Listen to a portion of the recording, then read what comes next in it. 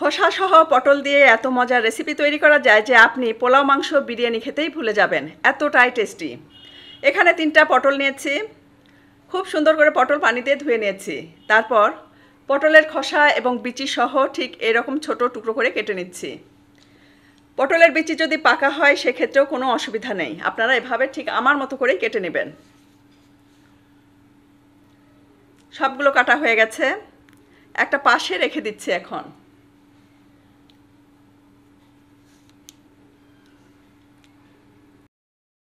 দিয়ে দিচ্ছি পরিমাণ মতো সরিষার তেল। প্রথমে চিংড়ি মাছের মাথা ফেলে দিয়েছি, তারপর খুব সুন্দর করে ধুয়ে পানি ঝরিয়ে নিয়েছি, সেটা দিলাম। দিচ্ছি স্বাদ মতো লবণ আর হলুদ। নেড়েচেড়ে মুচমুচে করে ভেজে নিতে হবে, যাতে করে এই মুচমুচে চিংড়ি মাছ ভাজা দিয়ে আপনি গরম ভাতও খেতে পারেন, এমনভাবে ভাজবেন। এটা আমার হয়ে গেছে, উঠিয়ে নিচ্ছি। চিংড়ি মাছ ভাজা তেলে আমি দিয়ে দিচ্ছি পটল, কাঁঠালের বিচি, ঠিক পাতলা পাতলা করে কেটে নিয়েছি কাঁঠাল বিচি, স্বাদ মতো লবণ আর হলুদ। নেড়েচেড়ে ঢাকনা দিয়ে ঢেকে দিব সিদ্ধ হবার জন্য। পটল থেকে এবং ঢাকনা থেকে যে পানি পড়বে তাতেই কিন্তু পটলের বিচিটা সিদ্ধ হয়ে যাবে। এই অবস্থায় কাঁঠালের বিচি কিন্তু আধা সিদ্ধ হয়েছে। এখন আমি এর ভেতরে দিয়ে দিব পেঁয়াজ কুচি, রসুন,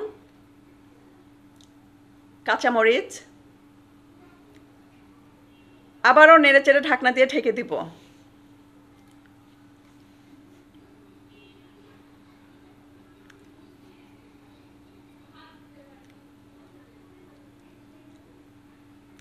এ পর্যায়ে কিন্তু পটলের বিচি প্রায় সিদ্ধ হয়ে গেছে। জাস্ট এখন নেড়েচেড়ে এটাকে ভেজে নিতে হবে। এখনও কিন্তু যথেষ্ট পানি আছে। নেড়েচেড়ে ঠিক এভাবে আমি ভেজে নিয়েছি, এটা আমার হয়ে গেছে।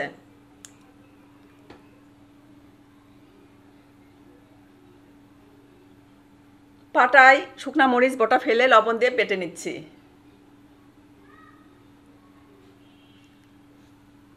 পটল কাঁঠালের বিচিও আমি এখন বেটে নেব। মিহি পেস্ট করার দরকার নেই, মোটামুটি পেস্ট হলেই চলবে।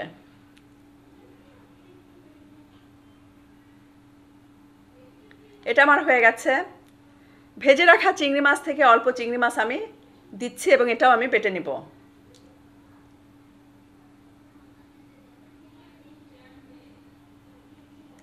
এখনও কিন্তু এটা আমার রেডি হয়নি। দিয়ে দিচ্ছি পেঁয়াজ কুচি, ভেজে রাখা চিংড়ি মাছ, ধনেপাতা কুচি আর অল্প সরিষার তেল। সব কিছু একসাথে মাখিয়ে নিতে হবে।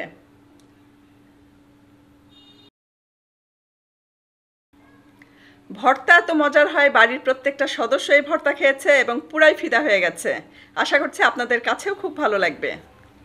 মজাদার ভর্তা আমার রেডি হয়ে গেছে।